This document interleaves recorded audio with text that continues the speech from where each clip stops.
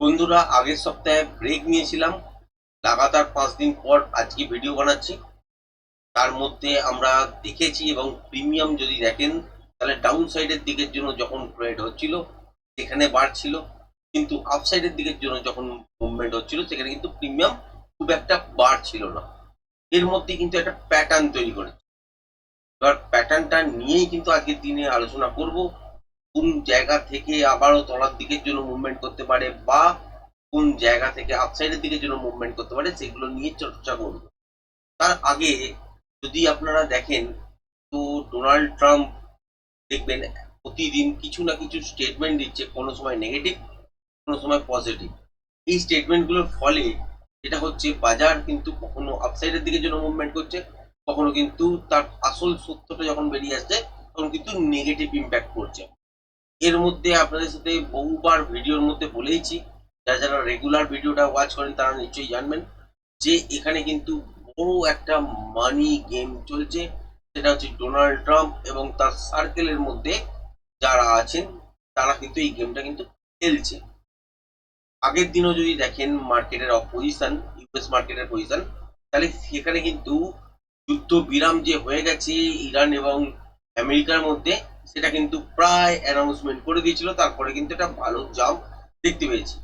এবং যখন ইরানের তরফ থেকে উত্তরগুলো এলো যে হরমুজ প্রণালী কিন্তু বন্ধ ততদিন থাকবে যতদিন আমেরিকার শিপ যেগুলো আছে, ওয়ারশিপ, সেগুলো ব্লকেট করে যদি থাকে তাহলে কিন্তু হরমুজ প্রণালীতেও কিন্তু জাহাজ আটকে রাখা হবে। আর যখনই ব্লকেট আমেরিকা খুলে দেবে তো ইরানও কিন্তু খুলে দেবে। এইরকম নিউজ যখন বেরিয়ে এলো তখন কিন্তু বাজারের মধ্যে বোঝা গেল যে ডোনাল্ড ট্রাম্প যেটা বলছেন সেটা হচ্ছে মিডিয়া হাইপ তৈরি করার জন্য এবং মার্কেটের মুভমেন্টটা এই দিক থেকে ওই দিক সুইপ করার জন্য। এবং তার মধ্যে বিশেষ কিছু ফায়দা তো হয়ই। এবং আমেরিকার কোনো একটা দিন হয়তো প্রেসিডেন্ট এমন কেউ আসবেন যে এই স্ক্যাম কিন্তু সেই সময় ধরা পড়বে, যেটা চোখে আমরা কিন্তু দেখতে পাচ্ছি। এবার যদি টেকনিক্যালের ভাষা বোঝেন, তো এখানে একটা প্যাটার্ন হয়েছে, নিফটিতে হয়েছে, ব্যাংক নিফটিতে হয়েছে। নিফটিতে ফার্স্ট যে টার্গেটটা হতে পারতো সেটা কিন্তু এখানে আমরা দেখতে পাচ্ছি অ্যাচিভ হয়ে গেছে, যেটা হচ্ছে 24,366। আর এই রেঞ্জটাকে যদি ব্রেক করে চলে তাহলে হচ্ছে 24,439 এই পর্যন্ত যেতে পারে। এরপর কি হতে পারে, এখানে একটা রিভার্সাল পয়েন্ট তৈরি হতে পারে এবং তার ফলে কি হবে, যে বাজার যদি দেখেন যে গ্যাপ আপেও খুলেছে, খোলার পর বা ছোটখাটো গ্যাপ ডাউনে খুলেছে, খোলার পর দেখলেন আপসাইডের দিকের জন্য মুভমেন্ট করলো, তারপর রিভার্সাল পয়েন্ট তৈরি করলো, তাহলে এই মুভটা কিন্তু তলার দিকের জন্য স্ট্রেট পড়বে এবং সেক্ষেত্রেও একটা সুন্দর মোমেন্টাম আমরা আপসাইডের দিকের জন্য নয়, ডাউন সাইডের দিকের জন্য দেখবো। আর আপসাইডের দিকের জন্য স্ক্যাল্পিং মুভমেন্ট হতে পারে। বা যদি গ্যাপ আপের সঙ্গে সঙ্গে করে তাহলে স্ক্যাল্পিং মুভ প্রথমের দিকেরটা পাবে না, সেখানে রিভার্সাল পয়েন্ট খোঁজার চেষ্টা হবে 24,439 এই লেভেলটার কাছাকাছি। যদি রিভার্সাল পয়েন্ট বেরিয়ে যায় তাহলে এখান থেকে কিন্তু স্পট কিন্তু খুব সুন্দর দাঁড়াবে এবং ইন্টারডে ফ্রেশ হয়ে যেতে না, অবশ্যই আপনাকে কিন্তু খেয়াল রাখতে হবে। এবার এই যে মুভমেন্টটা উপর থেকে তলার দিকের জন্য যদি মুভটা হয়, তাহলে সেক্ষেত্রে আমরা এখান থেকে তলার দিকে ডাউন সাইডের যে ভালো মুভমেন্টের কথা বলছি, কারণ কি? কারণ হচ্ছে নেগেটিভ ইম্প্যাক্টও কিন্তু এর সঙ্গে একটা পয়েন্ট অ্যাড হয়ে যাবে। একটা হচ্ছে যে অ্যানাউন্সমেন্টটা ডোনাল্ড ট্রাম্প করছেন এবং উনি রাষ্ট্রপতির আগে অনেকদিন মিডিয়া জগতের সঙ্গেও যুক্ত ছিলেন এবং ব্যবসাটা কিন্তু খুব ভালো বোঝেন। তো কোন কথাতে হাইপ তৈরি হয় বা মিডিয়া ফুটেজ কিভাবে খেতে হয় সেটা খুব ভালো করে জানেন। এবং তার ফলে কিন্তু এই পরিকল্পনাগুলো চলছে এবং ট্রাম্পের আশেপাশে যারা আছেন তারা কিন্তু এই সুযোগটাকে কাজে লাগিয়ে পয়সা কিন্তু বানাচ্ছেন। হ্যাঁ, হয়তো নর্মাল আমেরিকান ট্রেডারই বলুন বা বিশ্বের কোনো ট্রেডারই বলুন বা ইন্ডিয়ার ইনক্লুডিং ইন্ডিয়ার ট্রেডারের কথা বলুন, তারা হয়তো নর্মাল যারা টেকনিক্যাল চার্ট মেনে চলে তারা কিন্তু হয়তো রেগুলার বেসিসে ট্রেড পাচ্ছে না বা ট্রেড করলে খুব বেশি পয়েন্ট হচ্ছে না, বা একবারের অধিক বা দুবার বা তিনবার যদি ট্রাই করতে যায় তাহলে সেখানে কিন্তু লস হচ্ছে। এই সিচুয়েশনটা কিন্তু অলরেডি থাকছে।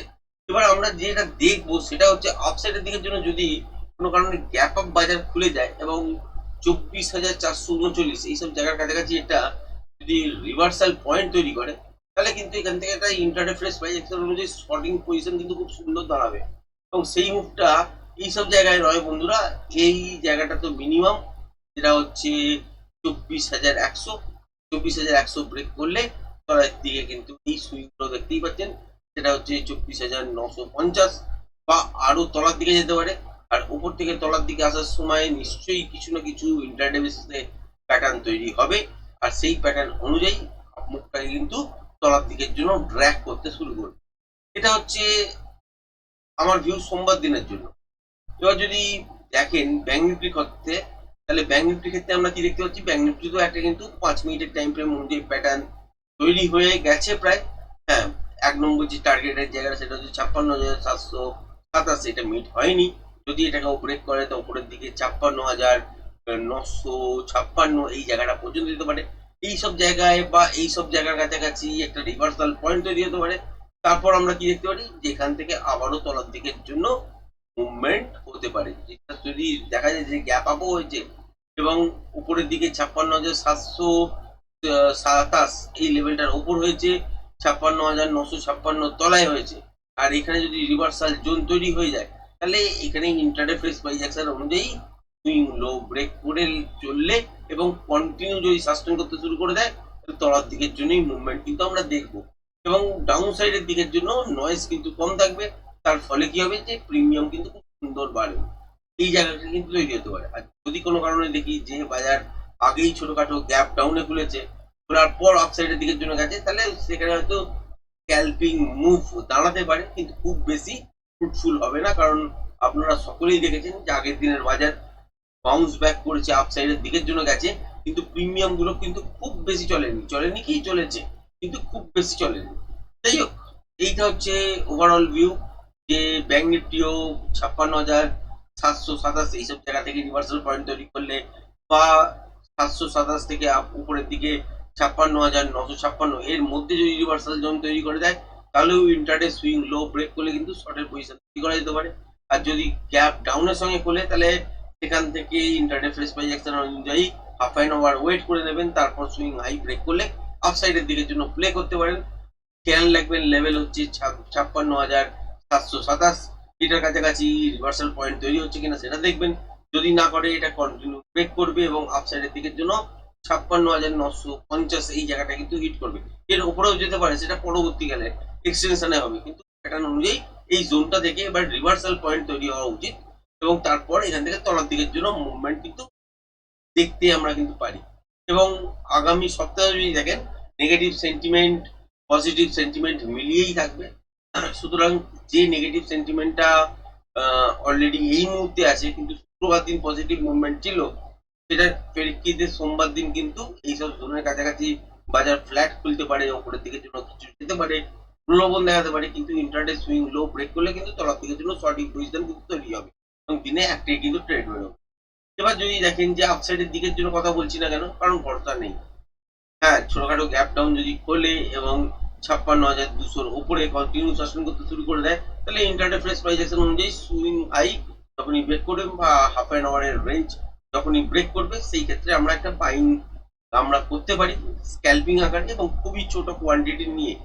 আর যখনই আমরা সেলিং সাইডের দিকে অপরচুনিটিস পাবো, তাহলে সেখানে কিন্তু আমরা ইউজ করতে পারি কি, যে বাজারের মধ্যে সিচুয়েশন কি আছে, সেই জন্য অ্যাগ্রেসিভ ট্রেড সেখানে কিন্তু করা যেতে পারে। কারণ মূল ট্রেন্ড কিন্তু এখনো নেগেটিভ বা ডাউন ট্রেন্ড, সেই ট্রেন্ড অনুযায়ী আপনাকে ফলো করতেই হবে, বাজারও রিয়াক্ট করবে সেই রকম।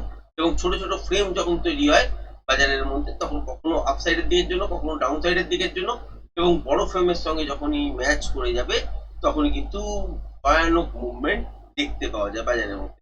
সুতরাং আজকের ভিডিওটা আর বেশি বড় না করে এখানেই সমাপ্ত করছি। যদি ভালো লেগে থাকে চ্যানেলটাকে অবশ্যই লাইক শেয়ার সাবস্ক্রাইব করবেন। আজকের ভিডিওটা এই পর্যন্তই, ধন্যবাদ।